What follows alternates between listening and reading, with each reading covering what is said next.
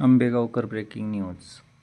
कळंब तालुका आंबेगाव येथील पुणे-नाशिक हायवेच्या नवीन पुलाखाली शुक्रवारी रात्री रामकृष्ण इलेक्ट्रिक विजय मुसळे यांच्या कॅमेऱ्यामध्ये बिबट्या कैद झाला आहे. रात्री अपरात्री या पुलाखालून नागरिकांनी जाताना योग्य ती काळजी घेणे गरजेचे आहे.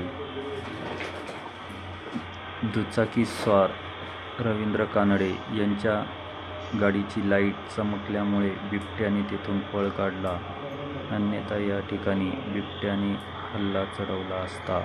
बिबट्या या पुलाखाली बसण्यासाठी येत असल्याने नागरिकांनी काळजी घेणे गरजेचे आहे. रात्री अपरात्री प्रवास करताना शक्यतो चारचाकीमध्ये करावा. पायी प्रवास करणाऱ्या नागरिकांनी या पुलाखाली जाताना काळजी घ्यावी.